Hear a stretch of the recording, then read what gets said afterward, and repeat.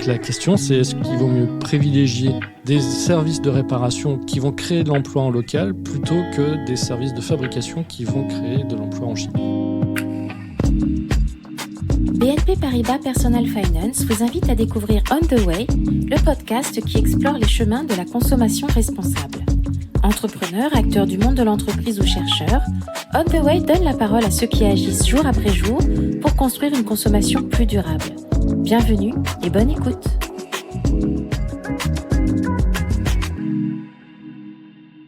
Eh bien, bonjour On the Way, je suis Raphaël Guastavi, je suis aujourd'hui directeur adjoint à la direction économie circulaire de l'Agence de la transition écologique, l'ADEME. Mon parcours, il est assez simple finalement. Je suis d'abord un biologiste.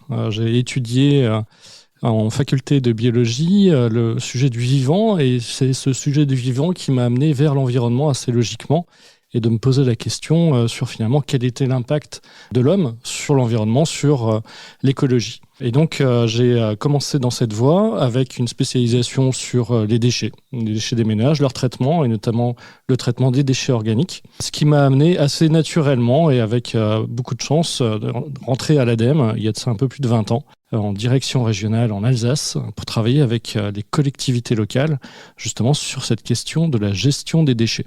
Mon réveil écologique, finalement, il est intervenu au moment de mes études, parce que finalement, quand on étudie le vivant, à un moment donné, on se pose des questions sur l'impact de l'homme par rapport à ce vivant qui nous entoure. Et par le biais de spécialisation, j'ai pu me rendre compte qu'il y avait effectivement cet impact important. Il était nécessaire pour moi de pouvoir contribuer à diminuer cet impact environnemental en accompagnant ceux qui étaient directement aux manettes.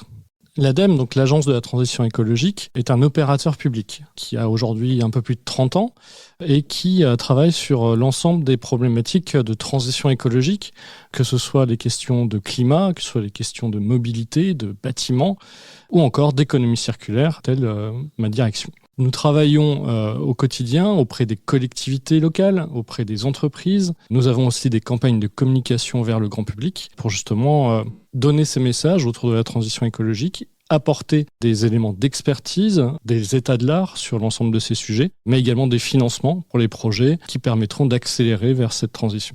L'ADEME est un peu unique en son genre au niveau européen, dans le sens où nous avons un ensemble de compétences sur un grand nombre de sujets qui concernent l'environnement. Dans d'autres pays européens, vous allez avoir des équivalents de l'ADEME, ou même au niveau international, mais sur une thématique. Donc c'est ce qui vraiment caractérise la France, c'est d'avoir regroupé finalement l'ensemble de ses compétences sur l'énergie, sur le sujet de l'économie circulaire et des déchets ou encore de la qualité de l'air dans une seule agence publique. Quand on travaille dans l'économie circulaire, on va chercher à comprendre quels sont les impacts environnementaux sur l'ensemble du cycle de vie des produits. Qu'est-ce que c'est le cycle de vie des produits ? Si on résume, c'est la phase de conception, de fabrication, c'est une phase ensuite de transport du produit jusqu'à son utilisateur, c'est l'usage évidemment, et puis ça va être la fin de vie. Quand on regarde l'ensemble de ces grandes parties du cycle de vie, on va chercher à savoir quels sont les impacts environnementaux, donc les impacts gaz à effet de serre, mais aussi en consommation de ressources sur chaque étape. Et en faisant ça, on se rend compte assez rapidement que la phase de fabrication est très souvent la phase qui va être la plus impactante d'un point de vue environnemental. Par logique, si on allonge la durée de vie de ces produits, on retarde l'utilisation d'un nouveau produit et donc la mise sur le marché d'un nouveau produit, voire la production d'un nouveau produit. Donc retarder au maximum ce nouveau finalement cycle qui consiste à venir utiliser des ressources, de l'énergie pour concevoir et fabriquer ces produits, ça va permettre quelque part d'amortir l'impact environnemental du produit qu'on cherche à utiliser plus longtemps.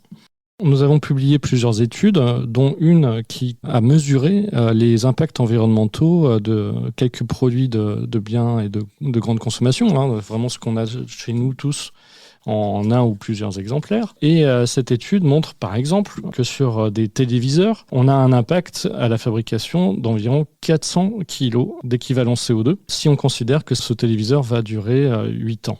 De la même façon, sur ce téléviseur, quelles sont les matières nécessaires pour sa construction ? Un téléviseur, ça représente à peu près 11 kg. Et bien, pour pouvoir le construire, il faut mobiliser 2,5 tonnes de matière par téléviseur. C'est juste énorme et ça montre un petit peu l'impact environnemental caché derrière ces biens d'équipement. De la même façon, un smartphone va représenter plus de 30 kg d'équivalent CO2 s'il est utilisé 4 ans, sachant que souvent il est utilisé moins que ça, avec là aussi en termes de matière, un besoin de mobiliser plus de 200 kg de matière, donc pour un smartphone qui va représenter 150 grammes environ. Donc on voit vraiment cette partie fabrication, elle est prépondérante, elle représente 80% des impacts, alors que la phase de distribution va représenter entre 10 et 20% en fonction de comment il va être acheminé jusqu'au consommateur. Et la phase d'utilisation, donc notamment la consommation électrique, a un impact minime. Et en fonction de l'appareil, ça va être entre 2 et 15% de l'impact global. Donc vraiment, la phase de fabrication, il faut retenir que c'est plus de 80% des impacts. Pour allonger la durée d'usage des produits, finalement, il y a plusieurs façons de regarder la problématique. Bien sûr, la première problématique, c'est d'avoir une consommation responsable qui va viser à éviter le renouvellement ou le suréquipement. Donc ça, c'est ce qu'on peut faire, nous, déjà au quotidien, tout simplement, c'est de ne pas acheter un nouvel appareil alors que le sien fonctionne. Ça, c'est le premier point. Deuxième point, c'est si vraiment je dois acheter un produit, qu'est-ce que je vais aller acheter ? Est-ce que je vais aller acheter un produit neuf ou est-ce que je vais plutôt aller sur quelque chose qui a déjà fait l'objet d'une réparation ou d'une mise à jour ? C'est notamment tout ce qui est matériel reconditionné, qui va en plus apporter des garanties pour l'utilisateur. Donc ça, c'est plutôt intéressant. Après, bien sûr, on a l'occasion. Là, c'est pas forcément des produits réparés. Et puis, c'est la possibilité, si on a une panne, de faire réparer. Et là, il y a plusieurs solutions. Soit on le répare soi-même, parce qu'on est un petit peu bricoleur, parce que la panne n'est pas très compliquée. Soit on va avoir des réparateurs indépendants, des réparateurs agréés, des SAV de grands distributeurs, voire de fabricants, qui vont permettre d'aller jusqu'à cette réparation bien utile et qui souvent permet quand même de retrouver son appareil quasiment à neuf. Donc c'est important finalement de se mettre dans cette optique d'économie circulaire qui vise à allonger la durée d'usage de ces produits, qui permet d'économiser des ressources, souvent en plus de faire des économies aussi financières, et de pouvoir continuer à bénéficier finalement du service rendu par l'appareil. Alors ce qui est intéressant, c'est qu'on a essayé justement de mesurer un petit peu les habitudes des Français par rapport à la réparation. Aujourd'hui, les Français, quand on leur pose la question, il y a 85% qui envisagent cette réparation s'ils ont un problème de casse matérielle. Parfait. On peut se dire, c'est bon, c'est gagné, tout le monde va faire réparer. Bon, quand on va un peu plus loin dans le questionnement, il se trouve que finalement, 30% seulement des Français font réparer leurs appareils. Parce que malheureusement, cette réparation, souvent, elle va amener des questions, notamment les questions de coût. Oui, la pièce détachée est trop chère, elle représente un coût élevé par rapport à un prix du super appareil qui est en promotion. Et donc, ça, c'est le premier frein à la réparation. Après, il va y avoir les questions aussi d'obsolescence, au moins d'obsolescence perçue. Ah oui, c'est vrai que mon appareil, il y a un nouveau modèle qui est sorti, le nouveau modèle est quand même vachement mieux, il a une couleur vachement plus belle. Donc, parfois, l'obsolescence, elle est perçue, elle n'est pas forcément une vraie obsolescence. Il peut y avoir une vraie obsolescence logiciel, d'une part. Donc là, effectivement, on peut être bloqué avec des fonctionnements de nouveaux logiciels ou des logiciels mis à jour trop fréquemment. Et puis, il peut y avoir effectivement des manques au niveau des pièces détachées. Là, heureusement, c'est quand même globalement de moins en moins le cas. Et c'est souvent sur des appareils qui, pour le coup, ont plus de 10 ans d'âge où la pièce détachée n'est pas disponible. Donc dans ce cas-là, effectivement, on ne peut pas réparer, c'est embêtant, on rentre dans la fin de vie de l'appareil et si vraiment il est inutilisable, il faut le rediriger vers les filières de recyclage. Et puis après, il y a aussi le manque d'information tout simplement sur, oui, on peut faire réparer les appareils et ça, c'est pas toujours bien connu. C'est pas toujours bien connu, c'est pour ça d'ailleurs qu'on a mis en place une plateforme dans le cadre d'une campagne qui s'appelle épargnenonressources.fr qui permet de localiser les réparateurs et c'est important d'avoir en tête qu'il est toujours possible de trouver cette information et avoir en tête aussi que finalement réparer, donc c'est un acte écologique, c'est un acte économique et c'est aussi maintenir de l'emploi local. Aujourd'hui, on a besoin d'avoir de plus en plus de réparateurs. Il y a un vrai besoin de développer aussi les formations pour avoir des artisans finalement réparateurs qui ont un métier de plus en plus technologique parce que nos produits du quotidien sont de plus en plus technologiques. Donc, il ne faut plus imaginer non plus le réparateur de quartier comme étant vraiment le petit gars avec son béret et qui... bref, Ça devient vraiment un métier de plus en plus qualifié et de plus en plus intéressant, je pense, sur lequel il y a une vraie attente de l'ensemble des citoyens, des consommateurs et aussi des entreprises qui elles-mêmes ont des obligations maintenant à faire durer, et avec la création d'un fonds réparation et d'un fonds réemploi, d'aller sur accompagner ces filières autour de l'allongement de la durée d'usage des produits.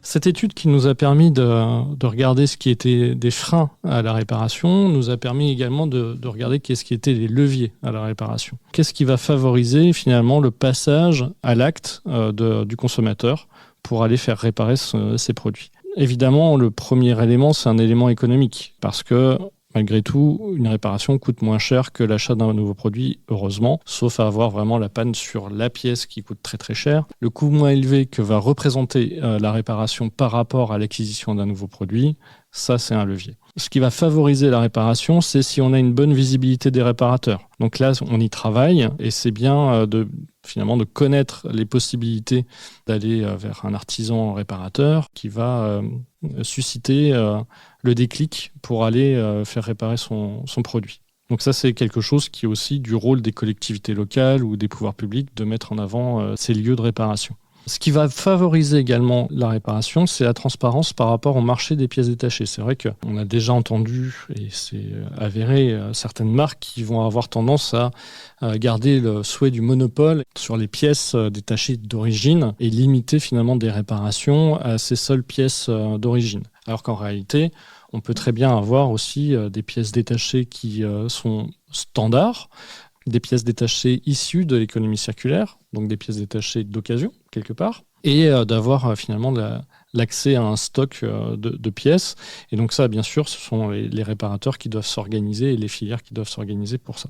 Et puis ce qui va aussi favoriser la réparation et finalement attirer le consommateur, c'est de garantir la réparation. Parce que ça, c'est une crainte, c'est d'avoir un objet réparé qui retombe en panne rapidement. De pouvoir apporter une garantie, c'est quelque chose qui va favoriser et rassurer le consommateur de façon assez logique. Et puis en dernier point, c'est de donner une information au consommateur sur le niveau de réparabilité des produits qu'il va pouvoir acheter. Et donc ça, c'est notamment la création de l'indice de réparabilité dans le cadre de la loi économie circulaire, donc qui a été créé donc en 2020 et qui, pour les premiers produits concernés, s'est mis en place en 2021.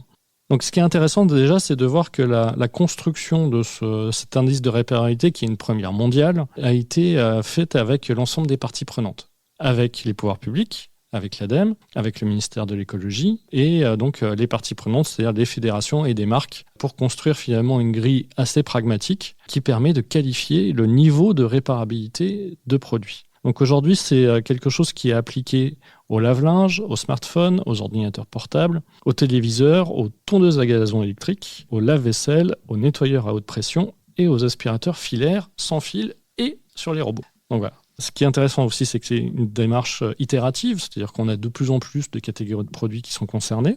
Et comme je disais, donc une première mondiale. Moi, je me souviens quand on avait mis en place le dispositif, après le vote de la loi, un nombre incalculable de demandes d'intervention de l'Australie, de pays européens, des États-Unis d'Amérique, enfin d'un peu partout, qui étaient vraiment très surpris qu'on puisse légiférer sur un tel outil. Donc il y a un réel intérêt de l'ensemble de la planète sur cette problématique. Et heureusement, j'ai envie de dire, parce que l'idée, c'est que on touche des fabricants français, mais bien sûr, on touche des fabricants aussi qui viennent de partout et qui sont des multinationales. Donc, il faut absolument pouvoir engager toutes ces entreprises dans ce souci d'améliorer la réparabilité. Parce que le tout, c'est pas seulement de donner une note à un instant T, mais c'est de faire en sorte qu'ils améliorent la note sur leurs produits et donc qu'ils améliorent la conception de leurs produits. L'idée, c'est d'avoir un tronc commun pour l'ensemble de ces produits, électriques et électroniques, et d'avoir des spécificités après pour chacune des catégories de produits, parce qu'évidemment,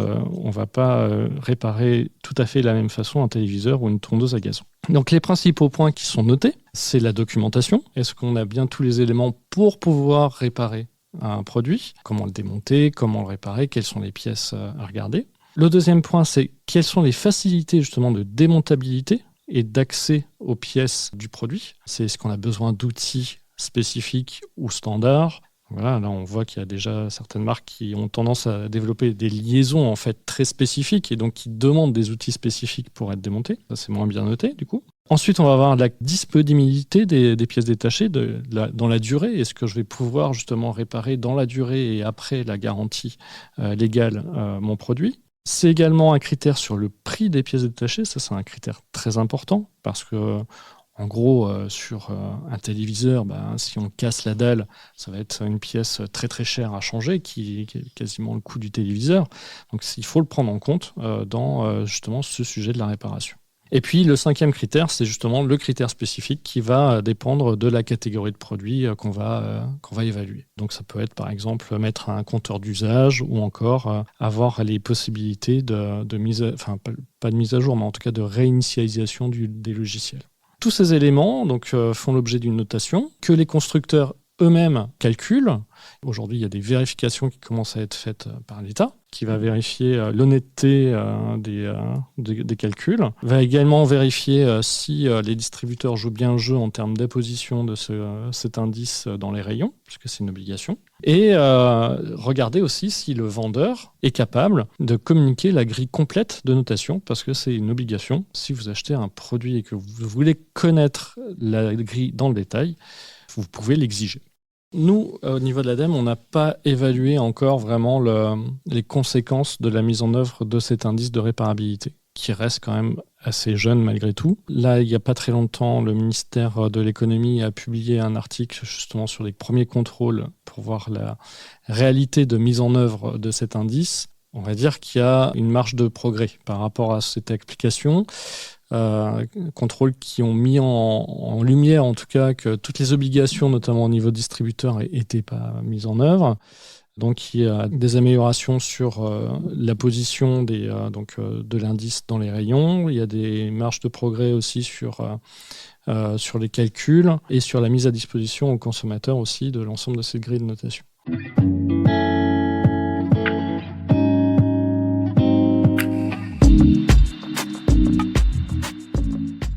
Donc ça, c'est le côté verre à moitié vide. Le côté verre à moitié plein, c'est qu'il faut qu'on l'évalue clairement, mais on voit quand même une augmentation progressive des notes des nouveaux produits sur le marché. Donc ça, c'est intéressant. Ça montre que les constructeurs ont bien pris en compte le contenu de cette grille de notation, s'en saisissent, améliorent leurs notes. Alors peut-être au début sur les points les plus faciles à avoir, mise à disposition par exemple de la documentation, ce genre de choses, c'est plus simple, mais également sur la conception. Sur la conception, on va de nouveau pouvoir facilement changer une batterie, on va pouvoir utiliser des outils standards et pas des normes spécifiques à chaque marque. Ça, c'est vraiment des choses qui évoluent dans le bon sens et qui montrent la compréhension du dispositif, d'autant plus que cet indice de réparabilité va commencer aussi à essaimer au niveau européen avec la mise en œuvre d'un indice de réparabilité européen sur certaines catégories de produits. D'un point de vue pratico-pratique, je pense qu'aujourd'hui, tout le monde l'a vu au moins une fois. C'est un indice numérique qui est noté de 0 à 10 avec un code couleur. Donc, on a des tranches qui sont colorées. Là aussi, c'est quelque chose qu'on va faire évoluer pour justement prendre en compte l'évolution de ce qui est mis sur le marché et faire en sorte que ce soit de plus en plus tranché entre les produits les moins réparables et les plus réparables. Donc, comme je le disais tout à l'heure, les metteurs sur le marché, donc les constructeurs, ont maintenant des obligations de contribuer à l'allongement de la durée d'usage de leurs produits. Et pour ça a été créé 2 outils, un fonds réemploi et un fonds réparation. Ce fonds réparation, c'est finalement une partie de l'éco-contribution qu'on verse quand on achète un produit neuf qui va revenir au consommateur. Il va revenir sous forme d'un bonus réparation auprès de réparateurs agréés. Donc si demain vous avez un smartphone par exemple qui est cassé, vous allez aller chez un réparateur agréé Quali-Répar, qui va vous proposer une prestation de réparation et cette prestation, elle sera moins chère grâce au bonus réparation et à ce fonds réparation. C'est-à-dire qu'au lieu de payer 100% de la prestation, vous allez en payer 75% grâce justement à l'utilisation de ce fonds. Donc, c'est un montant. Ce montant, pour vous, c'est complètement transparent. Il va être perçu par le réparateur qui va finalement vous déduire automatiquement le bonus. Donc, vous n'avez pas à faire de dossier administratif compliqué, quoi que ce soit. C'est juste que vous payez une prestation moins chère grâce à ce fonds réparation. Pour s'assurer que les réparateurs qui vont pouvoir utiliser ce fonds réparation sont des réparateurs sérieux et vont correctement réparer votre produit, il y a une certification qui a été mise en place. Cette certification, elle dépend de la filière, c'est-à-dire du type de produit. Donc aujourd'hui, vous avez notamment les réparateurs sur les produits électriques et électroniques qui doivent être labellisés Quali-Répar. Donc c'est une labellisation privée, une certification qui va vous rassurer vous et qui va aussi rassurer les metteurs sur le marché que les produits sont bien réparés. Vous allez pouvoir trouver la liste des réparateurs qualifiés sur les sites internet, notamment de ces éco-organismes, donc de ces filières, notamment de Écosystème pour le label Quali-Répar. Et vous allez également trouver ces réparateurs agréés sur le site épargnonsnosressources.gouv.fr pour pouvoir avoir sous forme de carte interactive les lieux des réparateurs agréés. L'avantage de ce site-là, c'est que vous allez avoir aussi bien sur la partie équipement électrique et électronique que sur les autres parties, notamment les vêtements, car les vêtements sont aussi concernés par ce fonds réparation. Même principe, des réparateurs qui sont agréés et des réparateurs qui vont vous faire une prestation avec un coût réduit grâce à l'utilisation de ce bonus. Il y a clairement un enjeu de faire connaître ce dispositif qui aide à la réparation, qui aide financièrement à la réparation, puisqu'on a bien vu que c'était un des freins, justement, c'était le coût de la réparation. L'objectif, c'est bien de diminuer ce coût pour augmenter le nombre de produits réparés. Alors, ça implique que, d'une part, les gens prennent conscience de cet objectif de réparation et de diminuer finalement l'achat de produits neufs. On a un enjeu déjà de base autour de la conscience environnementale et de réfléchir à son besoin avant tout, avant d'aller acheter quelque chose de nouveau. Ça, c'est le premier point, c'est nécessaire de l'avoir en tête. À partir de là, faire durer ces produits, c'est d'une part bien les entretenir pour éviter qu'ils tombent en panne, parce qu'il faut aussi rappeler que 50% des pannes à peu près sont liées à un défaut de maintenance ou d'entretien. Donc on peut déjà soi-même éviter d'avoir à faire réparer. Donc une fois qu'on a fait cette part des choses, effectivement on peut avoir des produits qui tombent en panne quelques années après la partie garantie commerciale et légale. Donc à partir de là, il faut connaître les possibilités de faire réparer. Donc au niveau de l'ADEME, on a lancé une campagne de communication. Alors, on a relancé une campagne de communication, parce qu'en gros, tous les 3 ans, on fait une nouvelle campagne sur l'économie circulaire. La précédente était spécifiquement sur l'allongement de la durée d'usage des produits. On était déjà dans cette optique, notamment de réemploi et de réparation, même si le fonds n'existait pas avant, on en parle déjà depuis quelques temps.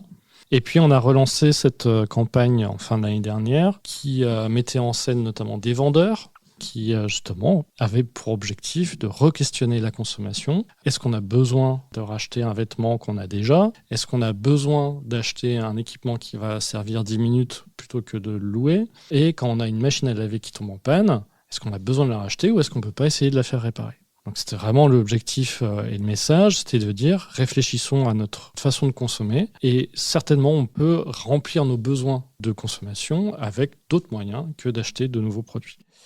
Et puis, donc, on a accompagné cette campagne par un site web, épargnonsnosressources.gouv.fr, qui intègre notamment un moteur de recherche qui reprend justement toutes ces bonnes adresses autour de chez soi sur comment emprunter, comment louer et comment faire réparer mes produits.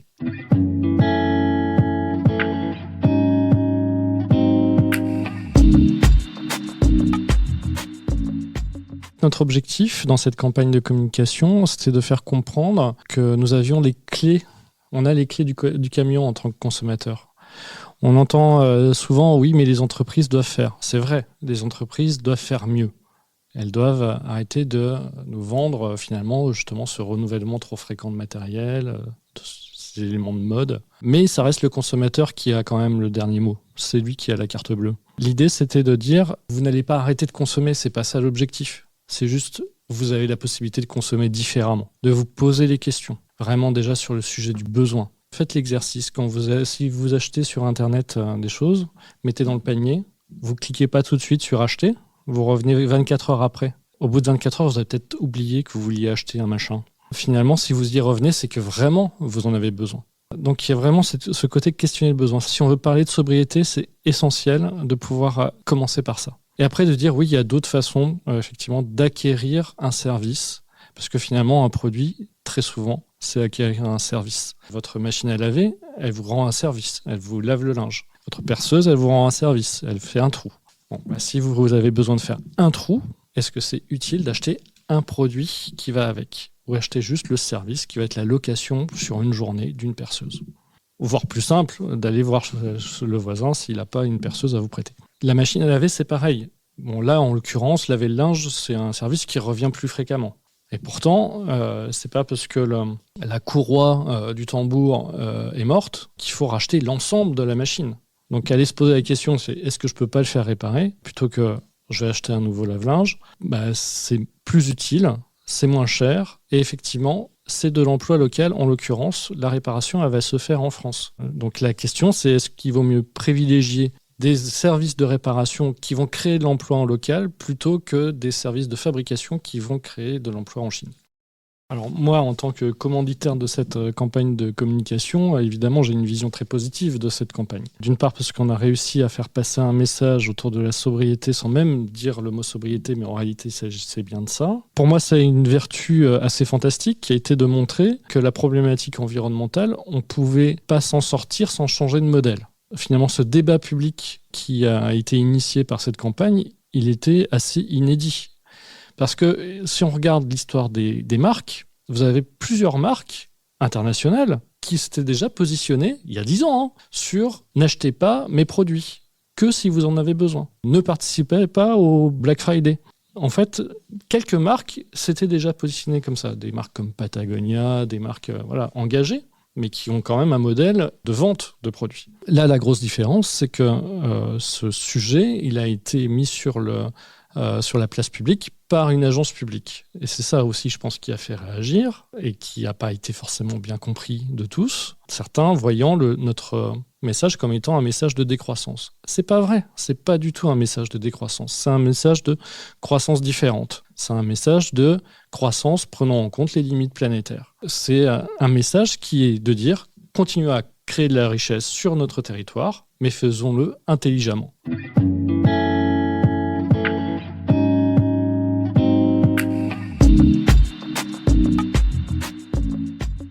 Aujourd'hui, vous l'avez compris, notre objectif, c'est d'amener toute la société vers quelque chose qui soit durable, dans le sens ne pas dépasser ou arrêter de dépasser les limites planétaires. Dans les limites planétaires, il y a le changement climatique, entre autres, et également la consommation de ressources. Pour pouvoir arriver à ce respect des limites planétaires, on va avoir besoin finalement d'efficacité. Donc c'est ce qu'on voit souvent, de l'efficacité énergétique, consommer moins d'énergie. Le recyclage fait partie aussi de l'efficacité matière, mais surtout la sobriété. Et donc on a interrogé aussi les Français pour savoir où ils en étaient par rapport à cette notion de sobriété. C'est assez intéressant et révélateur finalement de nos propres paradoxes. Quand on pose la question, 80%, 83% même, vont considérer qu'en France, donc de façon générale, on a tendance à accorder trop d'importance à la consommation matérielle. Là aussi, on peut se dire, c'est bon, le chemin est parcouru, on a gagné, on va arrêter de consommer au moins de la façon dont on consomme aujourd'hui. Quand on creuse un petit peu, finalement, un quart de cette population de Français, seulement un quart, va admettre sa propre contribution au problème. Dit autrement, nous consommons tous trop, mais c'est pas moi, c'est les autres. Et là, on va avoir un petit peu le frein au passage à l'acte qui va commencer à se dessiner parce que finalement, 82% de la population a le sentiment d'avoir un mode de vie déjà sobre et considère qu'ils ne sont pas dans l'excès sur aucune pratique. Et donc finalement, la question par rapport à sa consommation par rapport à l'ampleur de la problématique environnementale, le chemin est fait. Et donc c'est là où on se rend compte de ce paradoxe où l'effort de sobriété, il reste à faire parce que finalement, si tous considèrent qu'on consomme trop de matériel et qu'en même temps on est tous sobres, c'est quelque chose qui ne fonctionne pas. Alors, ce qui est intéressant aussi dans ce baromètre, c'est de mettre en avant qu'un Français sur deux juge que l'État et les grandes entreprises agissent effectivement pour limiter les impacts. Donc, ça, c'est plutôt intéressant. Mais 44% que les grandes entreprises n'agissent pas du tout pour limiter l'impact de leurs activités. Donc, c'est effectivement, là, on remet la charge en grande partie sur les entreprises. C'est également de voir que 3/4 des Français considèrent que les politiques publiques devraient privilégier en priorité la protection de l'environnement à la croissance économique, notamment avec plus d'encadrement sur les activités économiques et de la publicité. Et ça, c'est clair que la publicité a un rôle énorme à jouer dans le changement de comportement et dans le récit, l'imaginaire qu'on peut avoir autour de ce que doit être la société. 72% des Français considèrent que l'État devrait faire plus pour préserver l'environnement, même si cela signifie contrôler ou limiter certaines pratiques. Là aussi, on a l'intention, il faudra voir comment ça se passera le jour où on aura plus de taxes, par exemple, sur des déplacements en avion ou de limiter la circulation de véhicules thermiques. Et enfin, pour 90% des Français, et ça conclut, je trouve bien le sujet réparation, les normes de fabrication devraient favoriser des produits plus résistants, facilement réparables, quitte à ce que cette évolution se fasse au détriment du prix. Et là, on va toucher effectivement un élément de consommation essentiel, car effectivement, si on veut avoir des produits plus durables, il faudra accepter que ce soit des produits aussi plus chers. Ça veut dire accepter peut-être comme dans l'ancien temps, avoir des produits plus chers qui représentent la moitié d'un salaire mensuel, ou c'était le cas avant. Bon, là, ça fait un peu vieux de dire ça, mais à une époque, un téléviseur, c'était un mois de salaire.